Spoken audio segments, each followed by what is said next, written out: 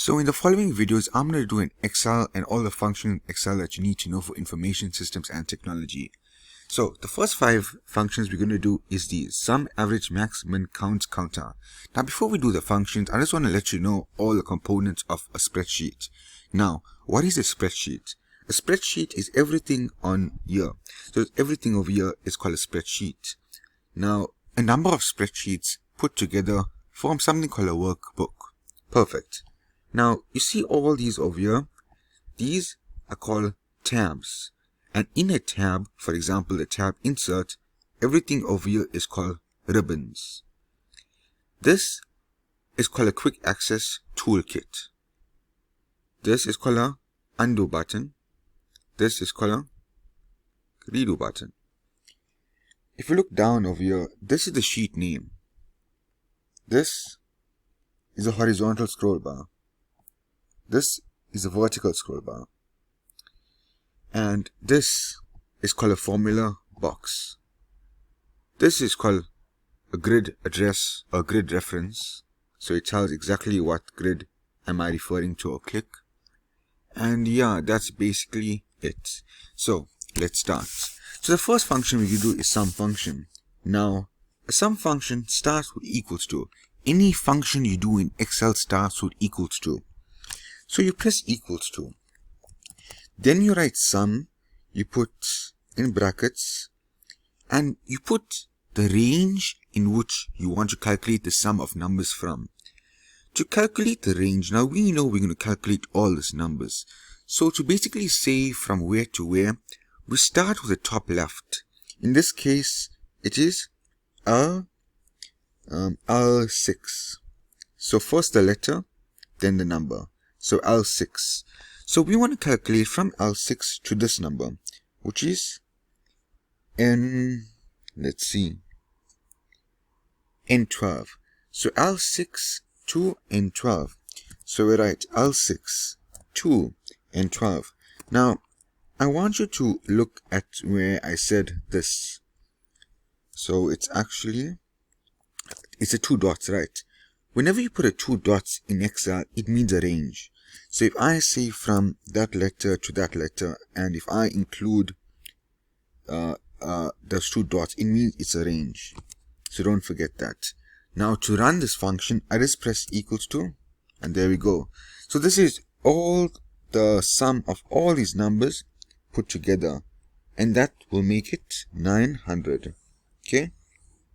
So now let's do the average. Similarly with the average, you say equals to average, open brackets, what are all the numbers over here?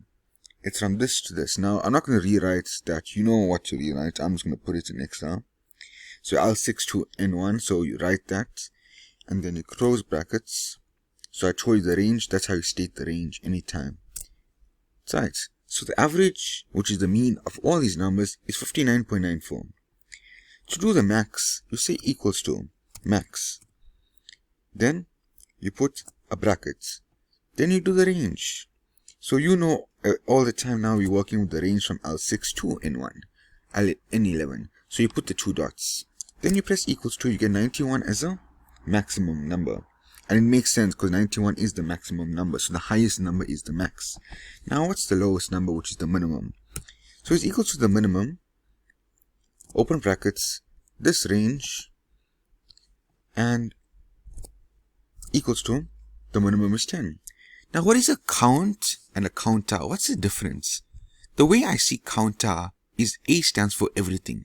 So count everything, while count is just count. So when you think of count, think of just numbers.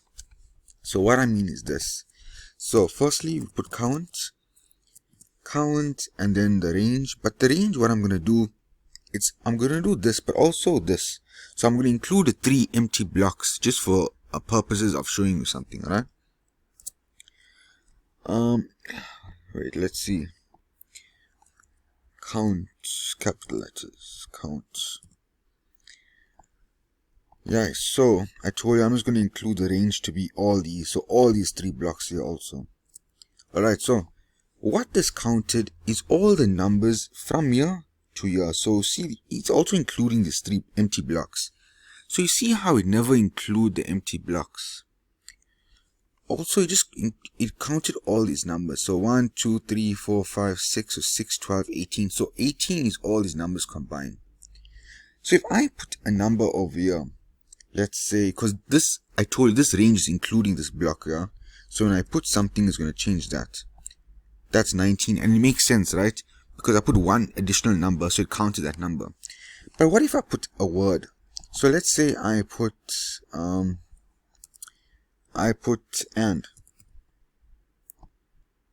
It goes back to 18, so it doesn't include that because it's counting all these numbers over here.